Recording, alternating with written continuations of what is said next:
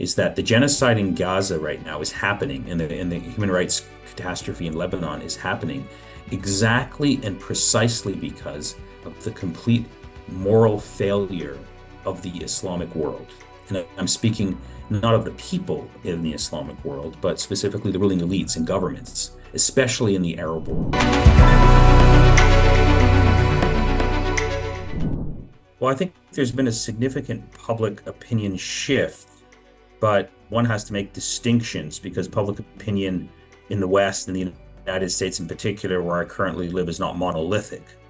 So I think the biggest shift has taken place among young people, people who are roughly under the age of 35, and they are generally outraged over what the United States is backing in the Middle East, specifically with respect to the war in Gaza. You can see this clearly in public opinion polls.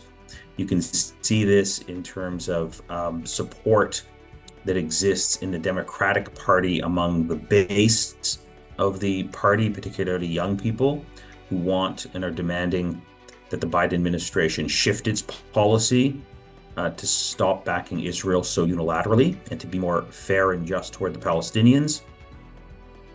But I think as you make distinctions, as you look at the older generation of people, let's say above the age of 40, they tend to be more pro-Israel. They tend to be, connected to a view of Israel that existed in the United States in the 1950s and 60s, where Israel was perceived as an underdog, as a victim, as a sort of a country that was a democracy fighting for its life against adversaries that were intolerant and that were aggressive. One of the interesting shifts that's taken place is that support for Israel in the West used to be a left-wing issue. In other words, people on the political left of the spectrum used to be solidly pro-Israel. Now that it's completely flipped and turned itself upside down, where support for Israel now is overwhelmingly on the political right, in the Republican Party and the extreme right, where people on the left now, generally speaking, are Armenian. There are still distinctions that have to be made there, but that's an interesting and important reversal. The other distinction that I would make is at the level of ruling elites, the ruling elites of the Democratic Party, intellectual elites, there is still solid support for Israel. That has to do with many issues that we can discuss. It applies specifically to the Democratic Party. So if you listen to what Barack Obama, for example, has said, or what Hillary Clinton has said, they have been very vocal and very outspoken in supporting Joe Biden's policy toward Gaza. But within the Democratic Party and among sort of young people, there's a lot of outrage, anger, and demands for change. And I think it's the best representation of that were the campus university protests that broke out in April of this year, where at least 130 university and colleges had campus protests that lasted many weeks. Some of them were brutally crushed. And according to data that I've seen, 4,000 students were arrested in the context of these protests. So that's how the picture looks to me. The Trump administration, or the Trump political party that's connected to the Republican Party, has not changed its rhetoric. In many ways, if there is a change, it's a change in favor of more support for Israel and what it's doing in Gaza. Just to cite one example that illustrates the point, Benjamin Netanyahu was here in Washington, D.C. at the end of July. He spoke to a joint session of Congress. He received 61 standing ovations, mostly Republicans, but also Democrats. This is after 9 or 10 months of a genocide. And he gets 61 standing ovations. He meets with Biden. He meets with Harris. He's given, among the ruling elites of the United States, a red carpet treatment. So among ruling elites, and especially the Republican Party, there's been no shift to recognize, what's happening in society. If there is a shift, it's a shift to the right in support of Netanyahu. The Democratic Party, it's a bit of a different picture. There's a lot of anger, animosity, demands for change among young people, including among young American Jews who are outraged by what Israel is doing in the name of Jews. And there's demands for change. Um, and you can see a slight shift in rhetoric when Kamala Harris came into the candidacy for president. She started to sort of, change the rhetoric, calling for, more support for the Palestinians. The Palestinians have the right to self-determination. But in my reading, that's simply a cosmetic series of statements that seeks to sort of address this growing anger among the Democratic Party, knowing that if a lot of young people don't vote, then that could make a big difference in terms of the outcome of the election. So the changing rhetoric is really, I think, cosmetic, very superficial. The policy is still the same. And it can be summarized as, almost 100% support for Israel among the Democratic Party, among Joe Biden, among, Kamala Harris. But there is a recognition there that, there's a lot of anger in the country. And so the other way that this manifests itself, if you listen closely to what the Democratic Party and the ruling elites are saying, they keep talking about, well, Palestinians deserve more humanitarian assistance. Israel has to, respect international law. So those types of things you hear consistently, and I think it's words that are meant specifically to address and acknowledge that there's a lot of anger in the party among young people. But of course, it never gets translated into a policy shift. But there is those slight rhetorical flourishes or rhetorical shifts that one can detect if one pays close attention to what the Biden administration and now the campaign for Kamala Harris is saying on this topic. If one wants to look to the anti-apartheid struggle and the movement to create a democratic South Africa and the mobilization that took place in the West and derive any lessons from that that can be applied to the case of the Palestinians, I think one has to identify several important themes here that are significant. Number one, the struggle against apartheid and sort of the calls for boycott and divestment was a movement that began a very long time ago as a marginalized movement, but it gradually picked up steam and it took many years to make a difference. It was also strongly supported by an organized and very principled leadership among the South Africans, led by Nelson Mandela and the African National Congress. They were very clear and insistent that part of the struggle required mobilizing global civil society and encouraging them to, prod their politicians and elected officials to change their policy. Now, the difference with Israel-Palestine is there's no organized or credible Palestinian leadership that's doing the same thing. That's a big difference. The other point that I would mention is that the conflicts are not exactly the same. It was very easy to mobilize against apartheid in the West because it was such a clear black and white distinction.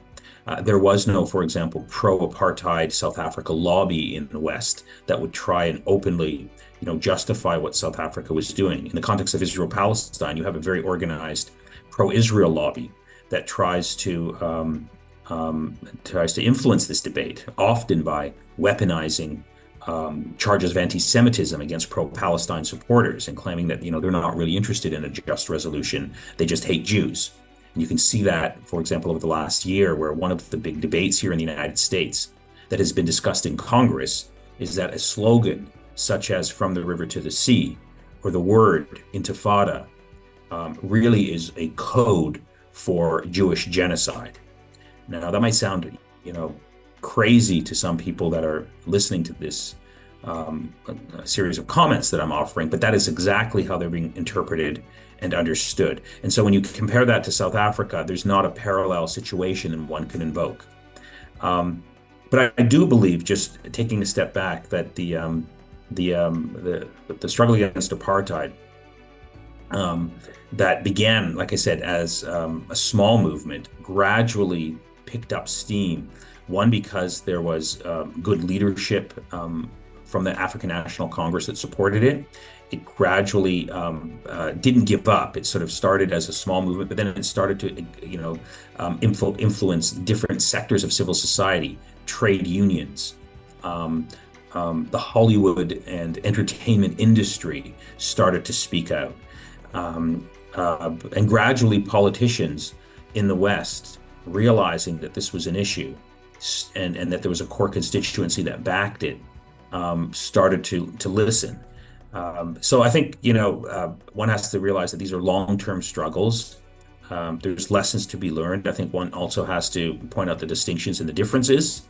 One of the big challenges, as I pointed out, is, there's a very strong pro-Israel lobby that wants to defend apartheid in Israel right now, and has a lot of influence where they can even, lobby and force the firing.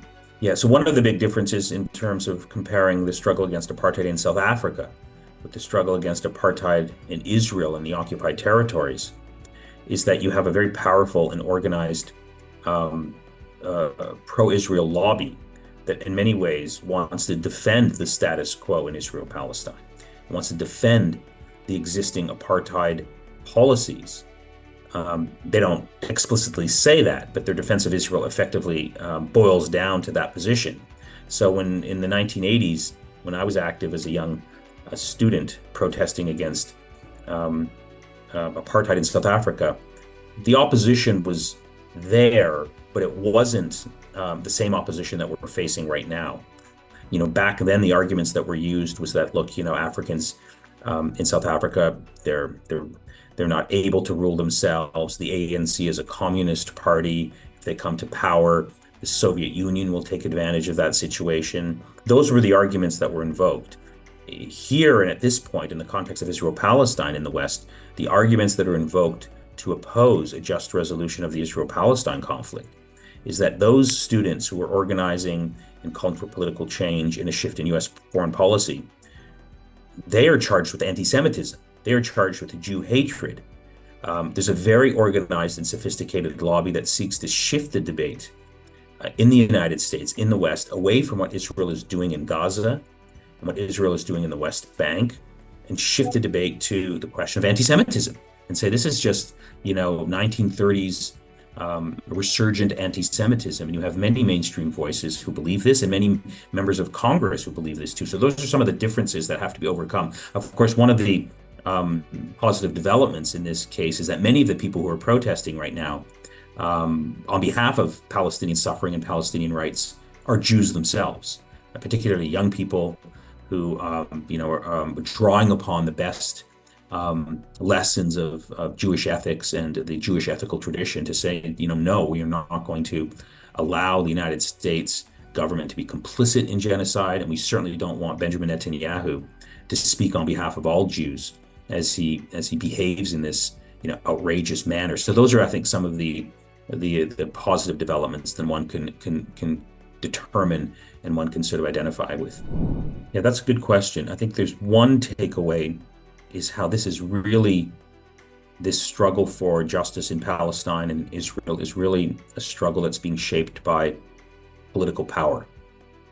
One of the interesting takeaways is notwithstanding what Israel is doing to the Palestinians in Gaza, which is widely viewed to be a genocide, and that the United States is backing that genocide.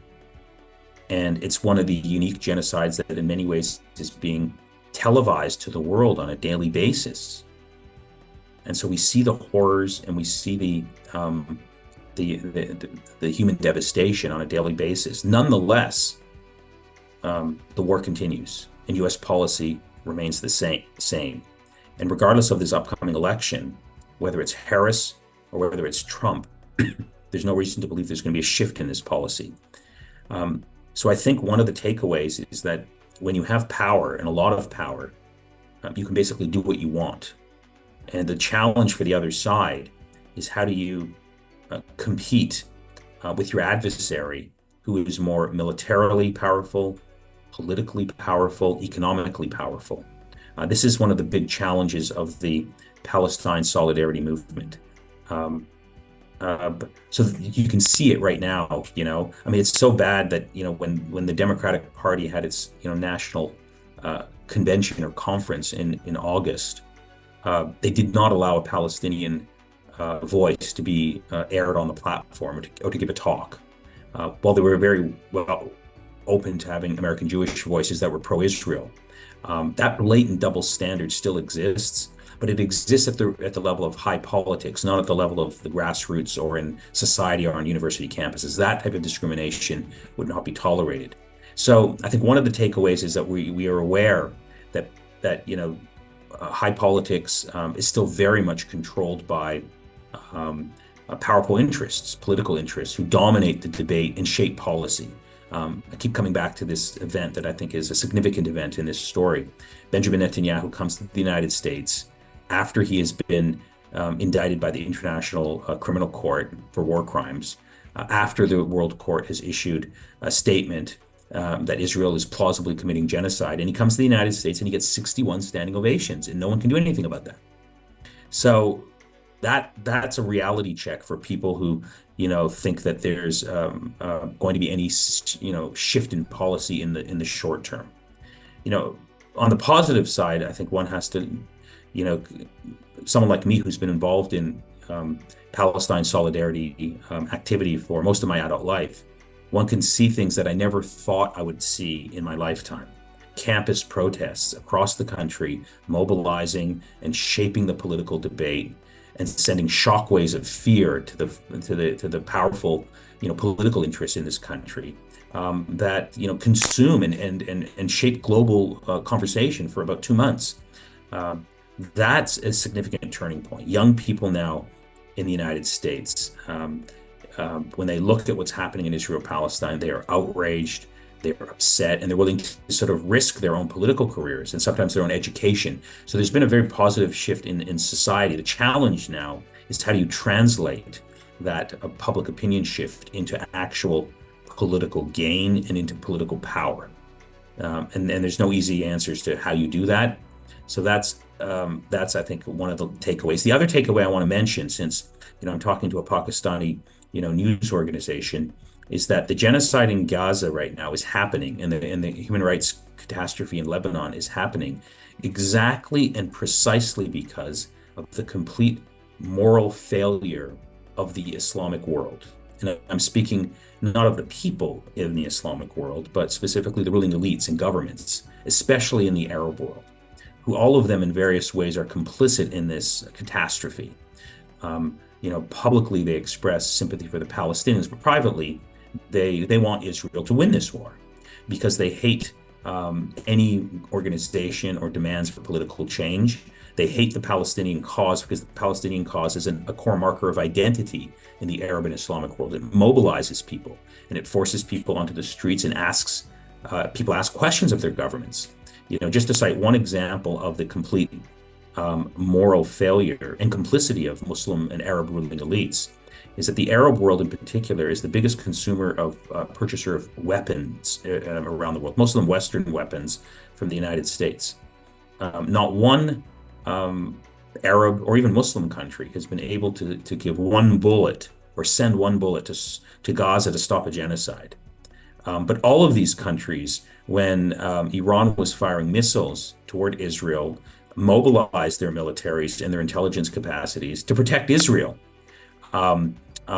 when Iranian missiles were headed in Israel's direction. And this is not to be taken as an apologia or apologetics for the government of Iran, of which I'm very critical of. It's just to highlight the contrast that Muslim governments have, and particularly Arab governments, and particularly oil-producing states, have a lot of leverage that they could use to stop this moral obscenity that we're seeing in the Middle East, but they choose not to do so.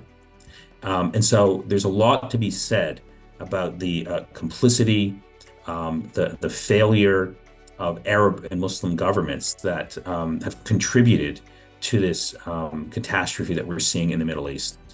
And that's a subject perhaps for another interview. No one wants to address it, but I think as people who come from or are connected to the Muslim world, these are conversations that should be happening because It's a big part of why we're in this very dark moment.